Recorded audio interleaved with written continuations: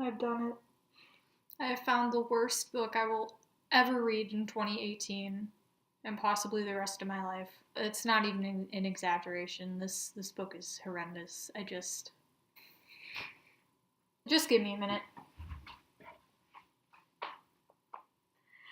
Hi friends, I'm back with another book review. This time the subject of the day is I Remember You by Cathleen Davitt Bell. It was published in 2015 and it is about time travel, I think. I can't even explain the plot of this book very well because I don't even know what's going on.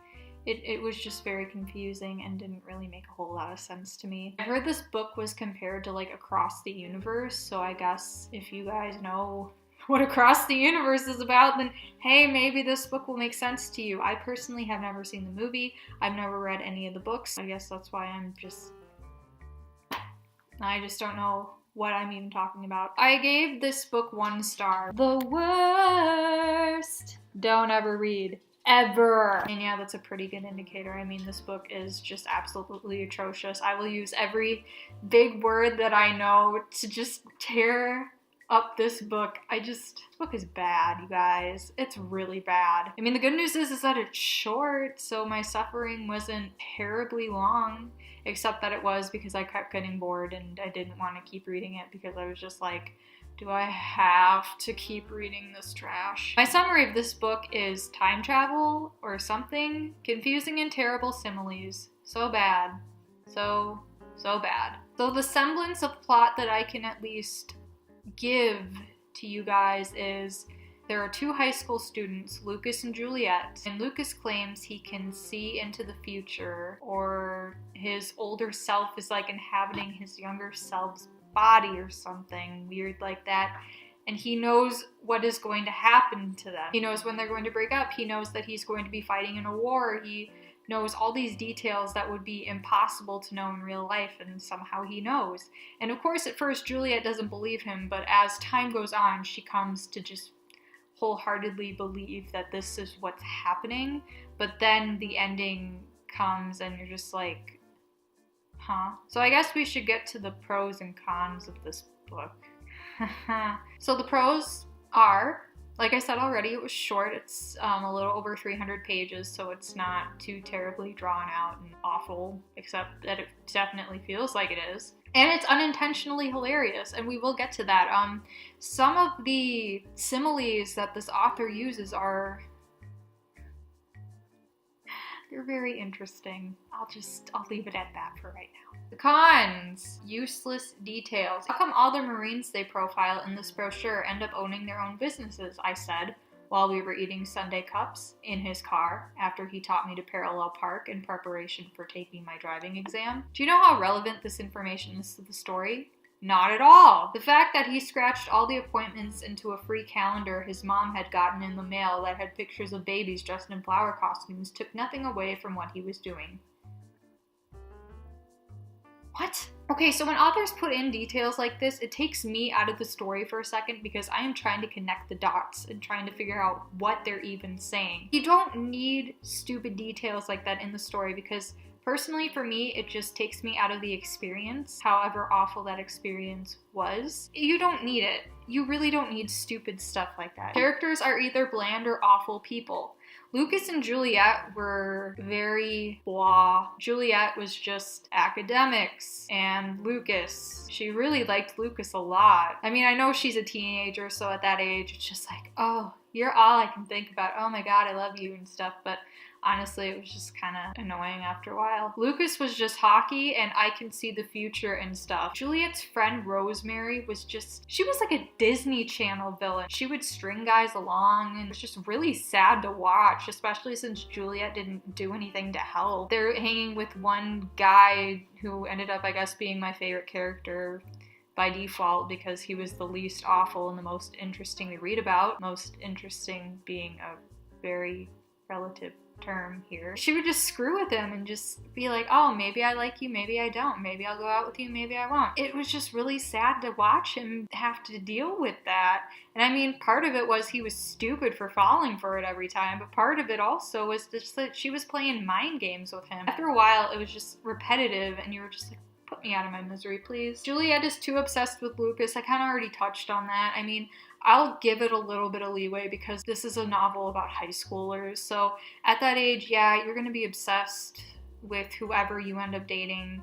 So I'll give it a little bit of a slide for that. No plot at all until the last third. So basically, the plot for the first 2/3 of the novel is I'm Lucas and I can see in the future and we are a couple, but then we are not a couple. And then I go off to war and then I think I die in the war. And Juliet is like, I don't know if this is real or not, but I'm going to keep dating him anyway. And then in the last third of the novel, Lucas like purposely hits his head on the ice or something, or like purposefully does something to his helmet so that he'll get like hip checked and slam his head so that he'll stop having these memories or something. And it works. He is hospitalized, and then after that, Juliet says something like his eyes look younger and he doesn't remember anything about what he was saying before about being able to see the future and stuff. Another bullet point I have on here is that if it's true that like 30-year-old Lucas was inhabiting like teenage Lucas's body during the entire first 2/3 of this book, then that means that 30-year-old Lucas had sex with 16-year-old Juliet. Why does this happen? But again, I mean, it's not explained if he can just see the future or if it's his self-time traveling, so it's just kind of like, oh, maybe it's underage sex, maybe it's not. Who cares? Whatever. What the heck was up with Jason? So Jason is like an older college guy who Rosemary gets involved with. He's a jerk to her and she decides not to see him anymore, but then he sends her this like Tiffany necklace and she's like, oh, I'll just wear it and then not answer any of his calls and stuff. He keeps stalking her and she's like, oh my god, go away. And then at one point he breaks into Juliet's house and is trying to figure out where Rosemary is. And Juliet thinks he has a knife, and this is like the tensest moment in the book, I guess, because he chases her upstairs and she locks herself in the bathroom. Rosemary ends up coming in and knocking him out with a tennis racket, but why was this there? It was set up just fine. There were hints that it was going to happen throughout the book, but honestly, it just really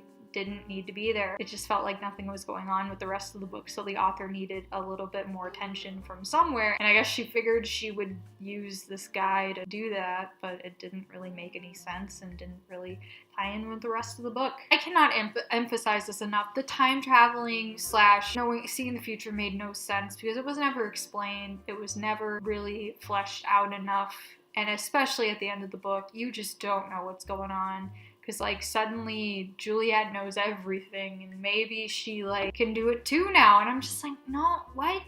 It made no sense. It was just really weird. And lastly, the similes in this book are just horrendous. They're so terrible. They make no sense, and they clash with the writing style. A wave of fear rolled over me, the kind that makes you run up the stairs at a sprint when you're home alone, in case a strange man is out on your lawn. He laughed a little too, but in a running out of gas on your way to get your flat tire fixed kind of laugh. I saw something pass across his eyes, almost like I was seeing a shark swimming in the back of a shadowy aquarium. How? She said in an I don't have time for how much you don't understand about relationships tone. He stopped. He turned and gave me a look that said, I am way too bored to answer your question.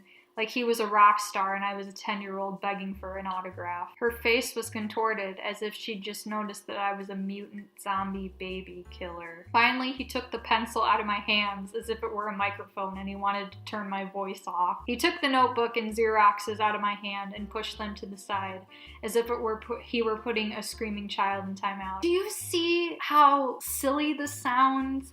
And I mean, granted, you know, you're probably like, oh, she's a high schooler. The story is told in flashback. So 30-year-old Juliet is writing this as she like flies on a plane to see 30-year-old Lucas. So actually, this is 30-year-old Juliet writing about her high school self and using these metaphors befitting a teenager. I actually just recently read a book that also used metaphors kind of in the same vein of hyperbole. It was called The Love Letters of Abelard and Lily, and Lily had the tendency to over-exaggerate a lot, but it made more sense when she did it because her tone of voice and her personality really matched up with those, like, over-the-top metaphors. This does not. Juliet is a very demure and very, like, bland kind of person. Her tone of voice and her personality do not support this kind of hyperbole. It just makes no sense and is just silly. When I finished this book, I felt, circle an emotion, and I circled mad, because this book sucked majorly. At least I got straight to the point. Sometimes I feel, copy the emotion from above, so sometimes I feel mad in my life when people defend terrible books. But I do that too, so I shouldn't talk. And I think what I meant by this was that I saw a lot of 5- and 4-star reviews on Goodreads, and I was like, what? People were praising this book for being just this profound love story, and I just didn't get it, and I was like, I don't understand where you're coming from. But then I thought about how, like, I defend stuff like Between the Lines and Off the Page, and the average rating for both of those is like a 3.7, and people find problems with those books all the time, and I mean, I do too, but I still gave them 5-star reviews, so it's just like, whatever. Here is a drawing of how I felt when I finished this book. I think this speaks for itself. So out of context today is actually going to be several different quotes, because I just found so many great out of context lines that were just so dumb. Because I don't just love you, I really love you. I realized I was going to need more than seconds. A minute? A year? A lobotomy? Breathless, I yanked open the door. It slammed into the wall. I think something broke. Like the wall. Every game is like a train wreck in slow motion, except it's not in slow motion. It's fast. When I look at the way you live, I want to go out and rob a bank or something. He turned me into a blanket burrito. So that was my review of I Remember You. It sucked. I hated it. I'm never reading it again. I encourage all of you to just not even bother with it. I'm really actually surprised that not more people have heard about this book and are not, like, talking about how crazy it is with the similes, because they're just so bad. I mean, people are so quick to point out that stuff in, like, E.L. James's work, but then this comes along and people are like, oh no, it's the best thing ever. And what? That makes no sense. Hypocrisy at its finest, says the girl who gives 5-star reviews to books that are more like 3 stars. So that's all I've got for this episode. What did you guys think? Have any of you read this book? Was it the most profound love story you've ever read? And you're like, oh, Hannah, you don't understand. Or do you agree with me and you think this is like the worst piece of trash you've ever read in your entire life? Comment below and tell me, please. That's all I've got on this snowy April day, so I will see you guys next time.